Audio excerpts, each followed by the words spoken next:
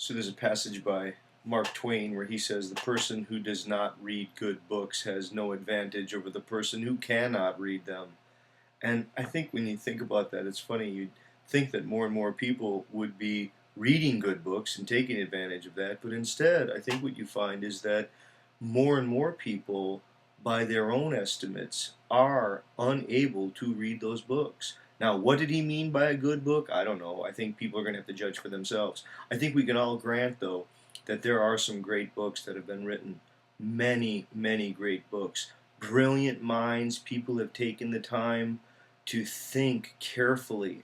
And in a time when it wasn't such a hurry, pressed for time age, people were able to reflect at length. And there are so many books that need to be recovered, and yet they're being ignored, they're being forgotten, because many people are, quotes, trying to think for themselves.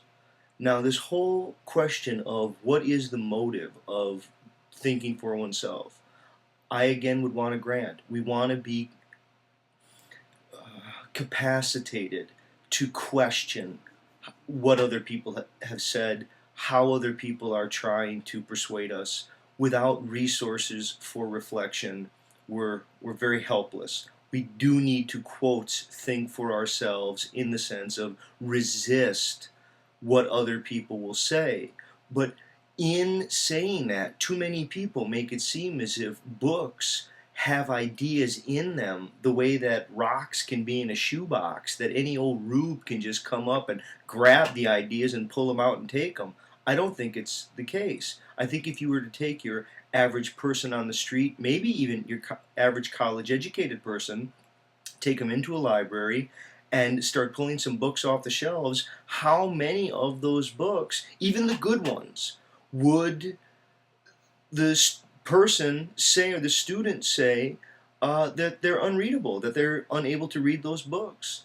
I think the point that I'm trying to suggest is that there is an obvious motive when people try to say what they want is to think for themselves. The motive is that they get to hide from the fact that study is actually very, very difficult.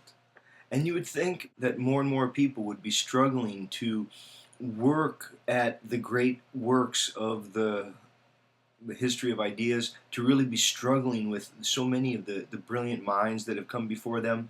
But in this age of encouraging people to everyone think for themselves, not only are people narcissistically encouraging themselves to pander to their own thoughts and then conveniently not having to engage the thoughts of many people before them, to say nothing of all the people who are alive right here, right now, on the web, on living, producing videos, who are engaged right now in sort of the ongoing dialogue. To say nothing of that, I think the question isn't just how convenient is thinking for oneself. It's more and more difficult for people to access those books. It's more and more difficult for people to really understand what the authors were talking about. That itself is interesting, because when people say that, oh, I want to think for myself, I think they're patting themselves on the back and trying to suggest as if there are people who, oh, they go and get ideas from other people, as if ideas are just lying about in books, and all you got to do is sort of shake a book up a little bit and the ideas will just drop right out in your hand. And then there are people who think for themselves, and they actually have to construct stuff.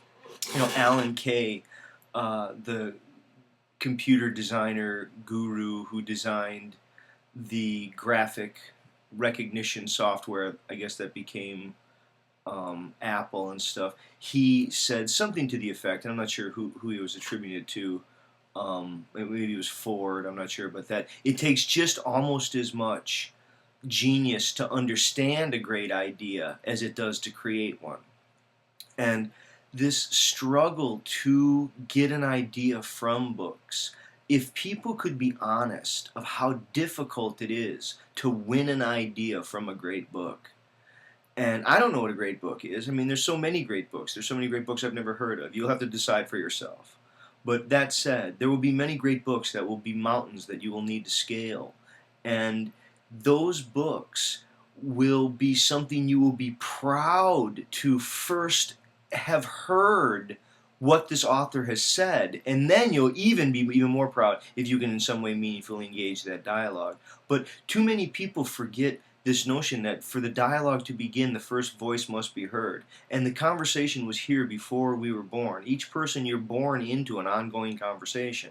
And you could say, well, I'm going to think for myself, but you don't make up the language that you speak. You don't pick the biological parents you have. You don't, if anything, you gain some control over those selections once you've already adopted the background practices of your culture. You emerge in and from and through the dialogue. You're not there prior to it.